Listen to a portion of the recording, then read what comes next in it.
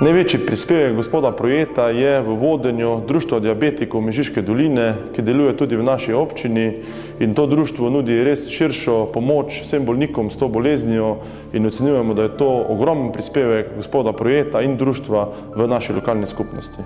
Zgodba nagrajenca dokazuje, da je koncept vseživljenjskega učenja uresničljiv. Službo sem izgubil pri razpadu delovne organizacije oziroma pri stečaju organizacije. S tem sem pa dejansko tudi začel veliko bolj delati v društvu.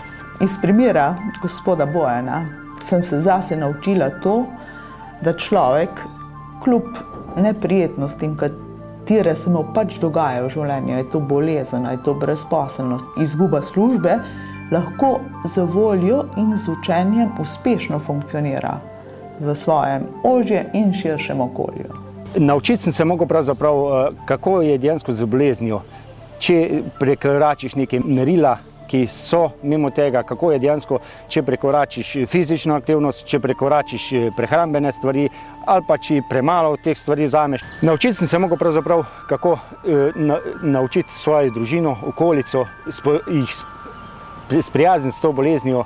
Naučiti sem se mogel pravzaprav tudi z sebe enakimi, z diabetiki, kako oni sprejemajo to bolezen in pa dejansko prinašati svoje izkušnje na njih in obratno. Kot zgled nam Bojan, naš predsednik, veliko pomeni in nam tudi veliko podpore da.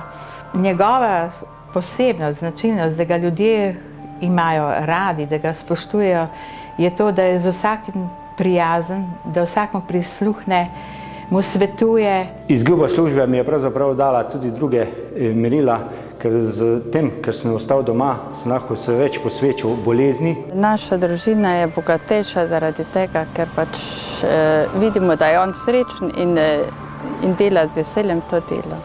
Status brezposelnega pravzaprav mene nikoli ni motil, ampak se da, pravzaprav dela je ogromno. Če hočeš karkoli delati, ga lahko najdeš. Seveda, zato plačila so taka ali drugačna, mislim pa, da za vsako delo je tudi primerno plačilo.